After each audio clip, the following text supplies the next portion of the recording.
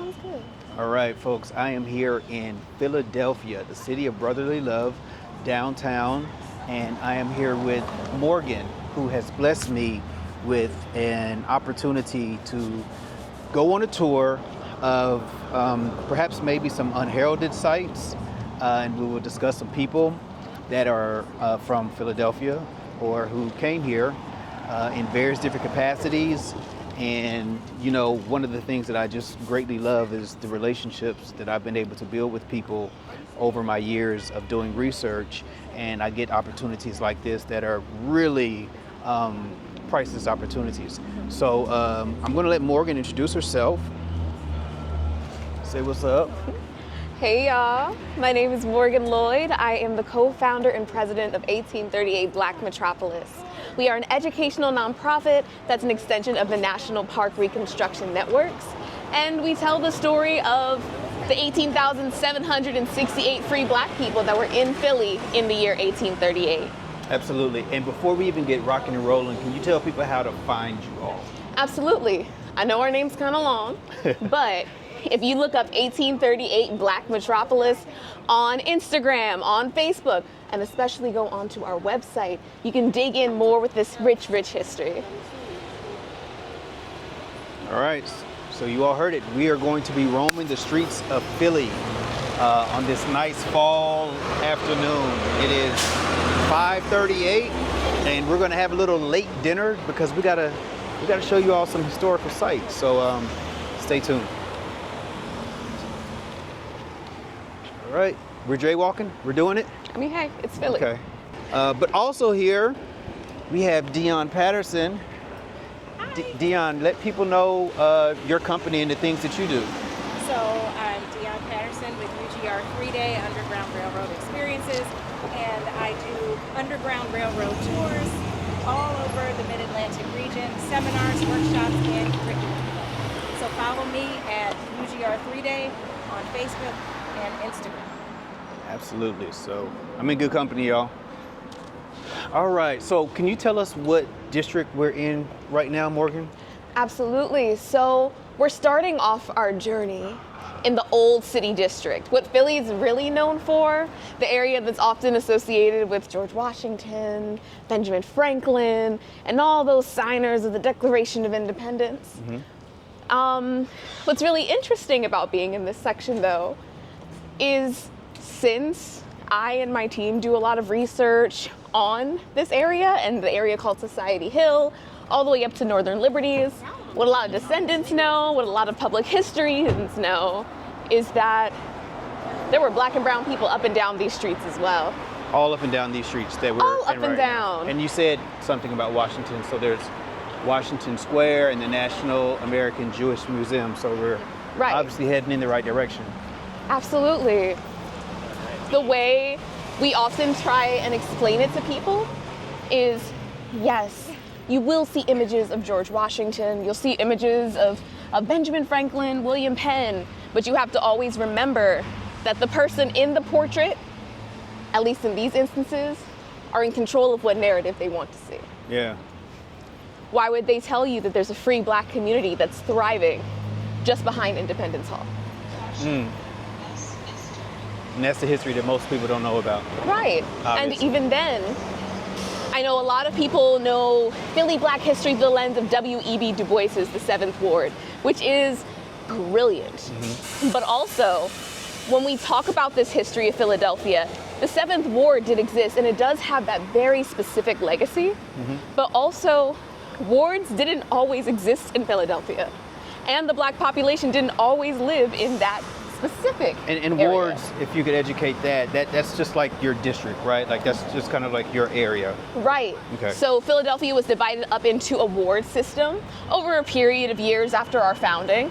And so the 7th, as assigned to them, was that district W.E.B. Du Bois was really focused in on, which had a specific demographic, of course, black and brown folk, but also in his data sets and taking, it kind of became the only way that people talk about Philadelphia. Mm-hmm. Or you often hear that phrase, Philly's black elite. Yeah.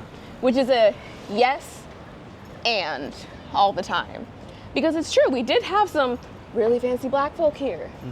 But there were thousands and thousands more with more unique and nuanced stories beyond that. Don't get me wrong, our rich bougie black folk did the thing. Yeah.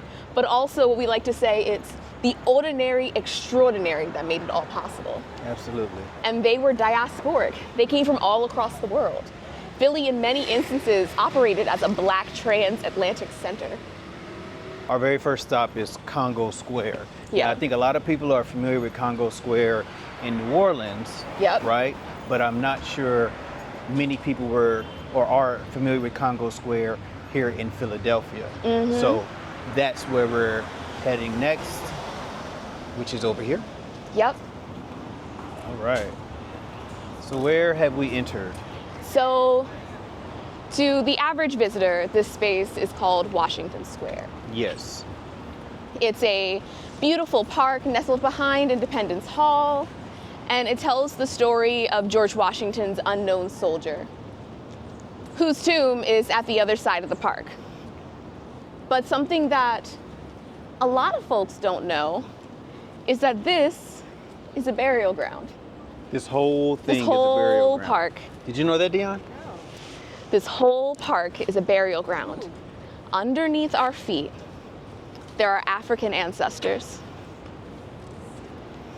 When And- was this information divulged? When was it divulged? Like, when did it When did it come to light? come to light? Well, there's a historical marker that's relatively recent, but it's actually very well documented. Now, this wasn't just African Americans, but a majority of the folks that are buried underneath us are. It's also a mix of those who just weren't in the best financial situations, those that were ill, those that were unclaimed. And so they are all underneath us, and this park was bigger. You know, the Philadelphia landscape evolves every few years, but not too much because we love our history. But the park extended out further too. Wow. And so when you enter in on the side that has Independence Hall, you're going to naturally come across this sign right here that says sorrow and joy, which gives acknowledgement for what this space actually was. So my question is, from my understanding, the Congo Square in New Orleans, after being down there, was a place on Sundays where black folks would be able to go, sell their produce, do those types of things, entertain, et cetera, et cetera.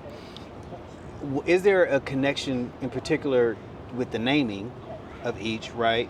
And the types of activities that were here, was it the same as what was happening in New Orleans? Because I'm seeing sorrow and joy, and I'm thinking it may be different.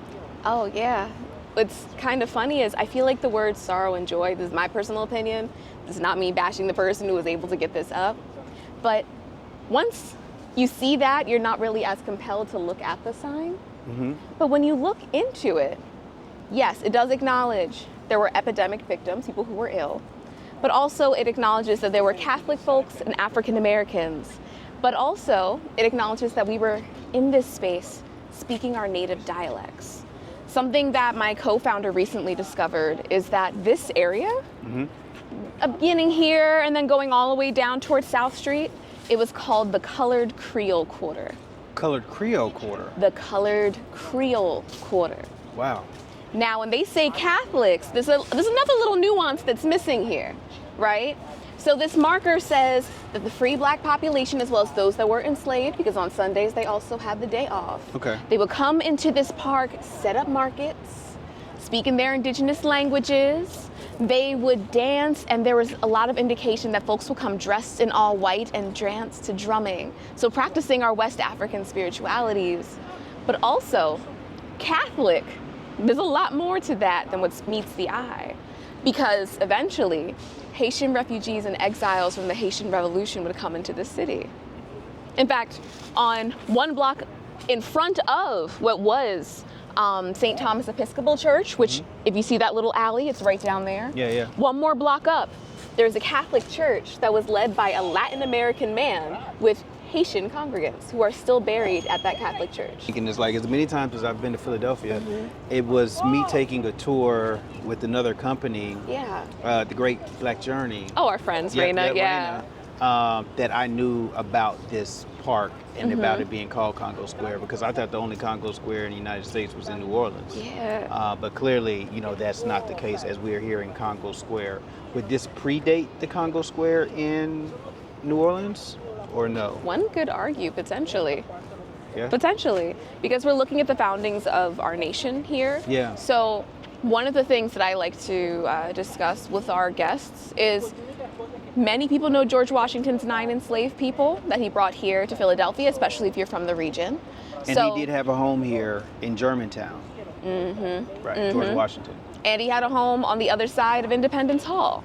Okay. And that's where he kept Ona Judge and Hercules. Oh, and he was obsessed with Ona.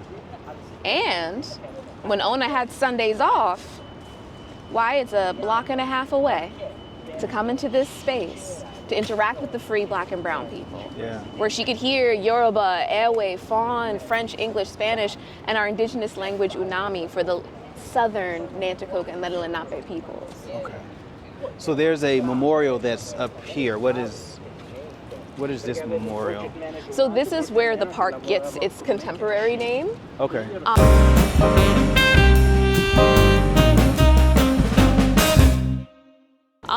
I have a friend of mine who's also a public historian, and there is data out that says for about every 50 feet, there's likely a body in Philadelphia nearby you. That's the same distance between a person and a rat. That's wild. Yeah, but that's Philly. The history is in the ground, on the walls, in the sky, with the people. It's everywhere. You can't miss it unless you don't know it's there. And that's why we connect with people like you, so we can know it's here. That's for sure. And this burns forever. The eternal flame. Now we're heading to another location. Can you tell us where we are going next? So we're headed to a hidden gem. Okay.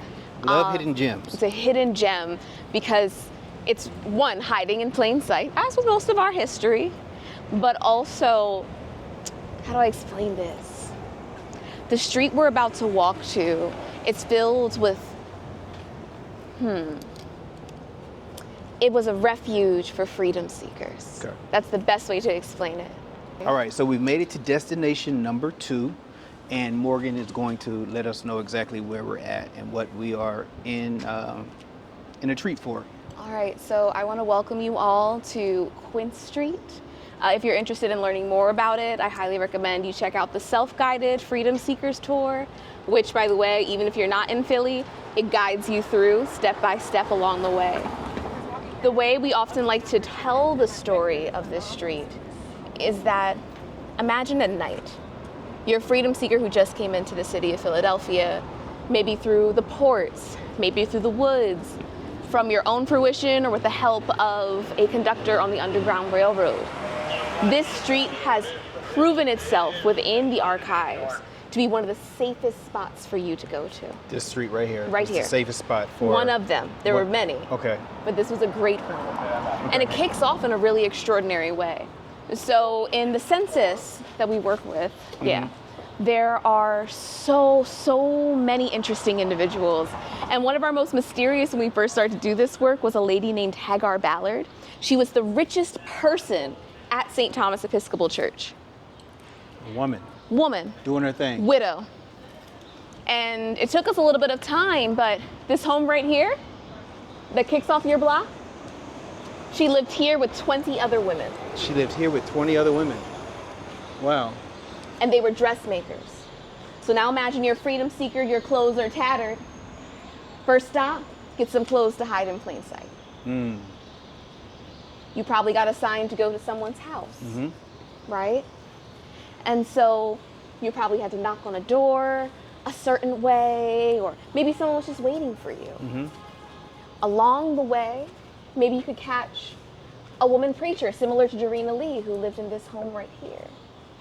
You would hear music coming from up and down these homes because members of Francis Johnson's band were rehearsing. Francis is everywhere. Francis is everywhere. Maybe taking the down steps to get into someone's home. Yeah.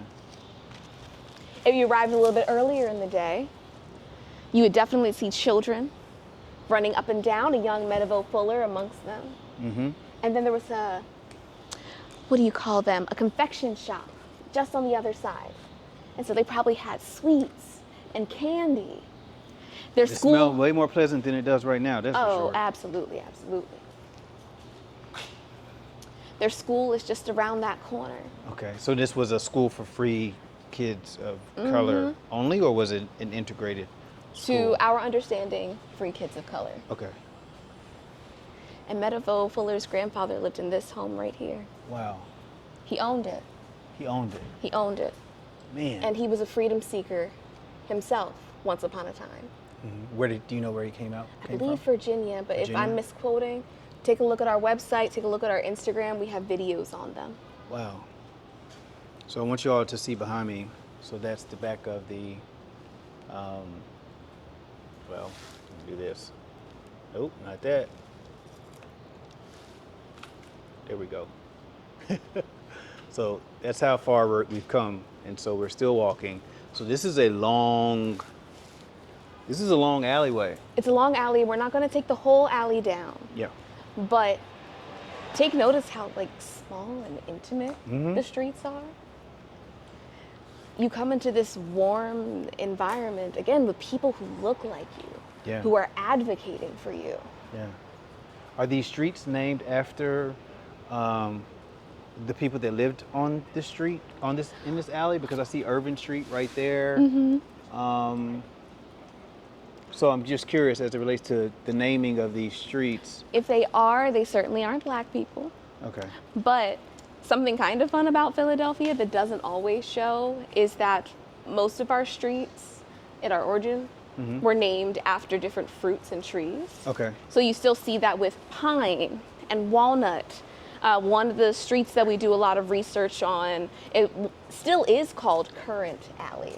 Okay. Meadowville's marker is across the street down that way.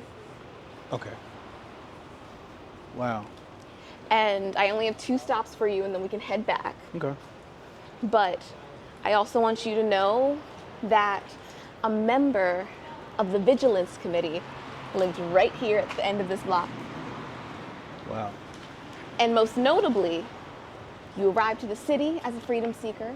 You now have music, you have sounds, you have support, you have stability, fresh clothes. You have life. Life. You can imagine a life for your kids, yourself. You have a member of the Vigilance Committee ready to receive you, to help you mark out your next steps. And just across the street is one of the most precious buildings to 1838 Black Metropolis' history. Okay. We're going to be heading over there? Yeah, if we could just cross. All right. And then we could head right on back.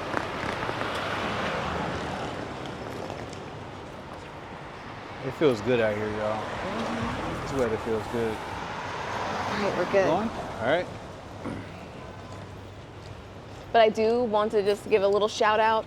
We're walking into what is the predominant free Black community. Right now. Over the course of, yes, over the course of the years. Of course, you can imagine free people of color walking up and down these streets. This is an easy route to Mother Bethel, so there's probably women coming home from meetings, walking, talking about their suitors. This is that space for us.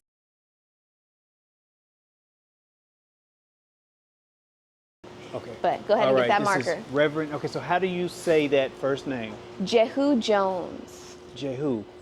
Jehu. First African American Lutheran pastor in the U.S., founder of the nation's first African American Lutheran congregation. Wow.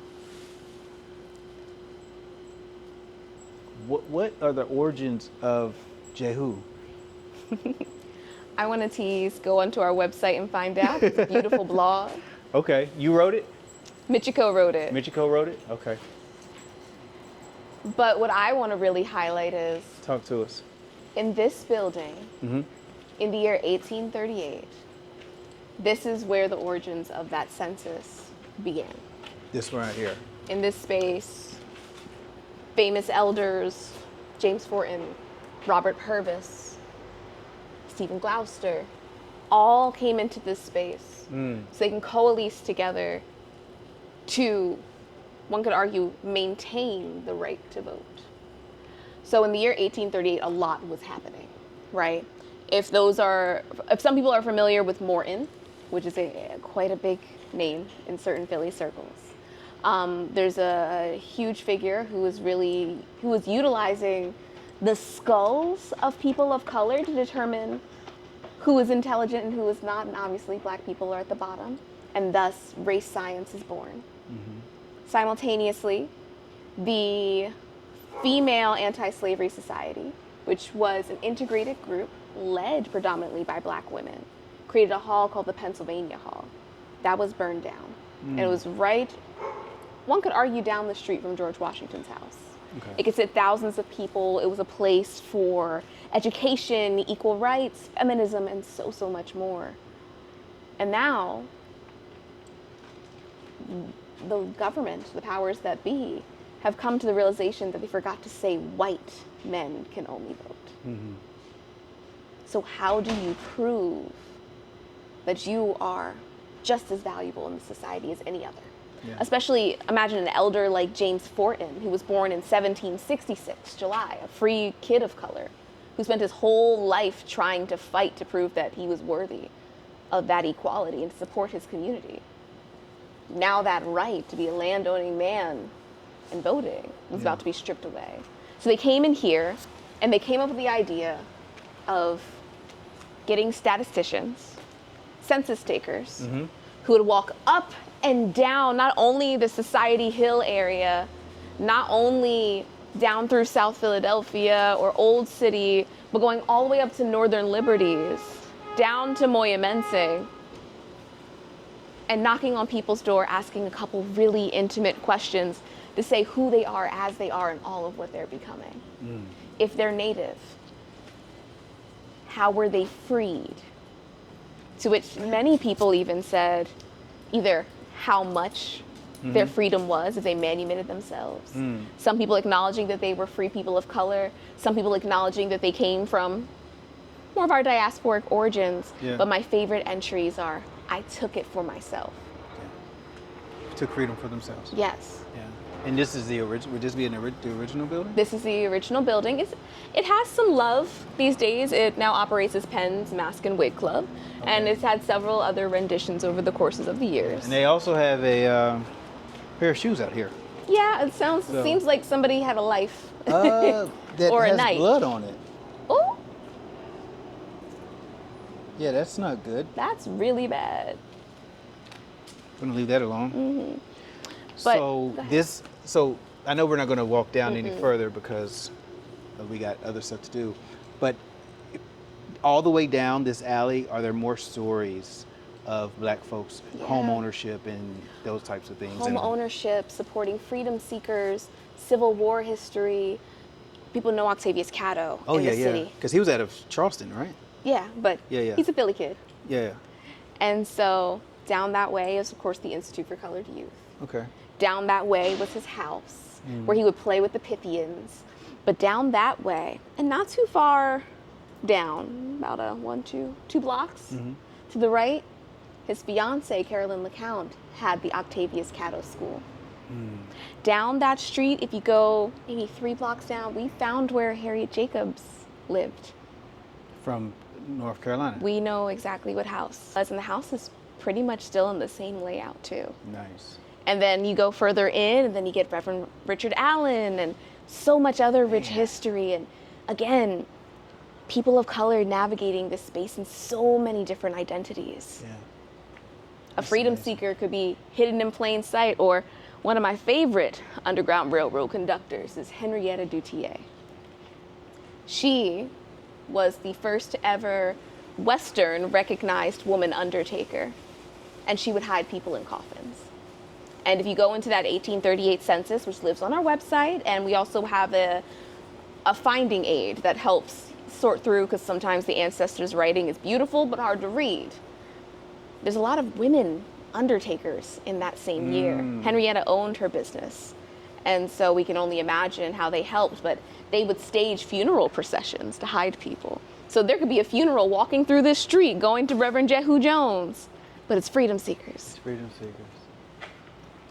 Well, I tell you, this This experience, I know for me, has been great because every time I come to Philly, there's just not enough that you can learn. There's just so much that you can learn, and just even walking these steps of where the ancestors lived freely, as well as where they decided to take the chance to self-liberate themselves with help. It's just amazing. You can feel the energy here in Philly, for sure. And so I just want to thank you for giving us the opportunity to get a sneak peek. And again, this is not the official tour. This is just like a pinch, a little dab. So whenever you're in Philly, or you just need to make it a point to come to Philly, so you can connect with 1838 Black Metropolis, so you can recognize and realize just how influential the city of Philadelphia is in not only just Black history, Caribbean history, indigenous history, of course, but history in general. I know that a lot of times Philly gets a lot of press for being, for George Washington, Benjamin Franklin, and all these other folks. But there's a lot of unique, unheralded stories here. So any last words that you would like to say? Of course, give us a follow, check out our resources. Feel free to contact us because our email is readily available. It goes straight to us. But also, again, as a South Jersey kid, I have to do one more shameless plug, which is never forget, if your ancestors have history in this region, more than likely they had some kind of hand or some kind of crossing path with the stories that I'm telling you right now. Yeah. So on the other side of the Delaware, I was telling Frederick that there were women who worked at Macedonia AME, which is the AME over the water in Jersey, and they would sit on the shores to see if people would swim across to their freedom. Just in case. They were just ready. So there's nuances in this area where if you think your ancestor might have had a hand or might have crossed paths, you should dig into it more because it's here. Just Philly was the place where we met up. That's what's up. And Dion, all of your Underground Railroad work, any last things that you would like for the viewers to see? Yeah, come to Delaware, experience the underground in some fun, unique ways. I'll be putting out some new activities later this year, the early part of next year, so stay in touch. Yep, and again, like I mentioned, I will put both of their information in the description of this video. And so that's it, another episode for History Before Us. Peace.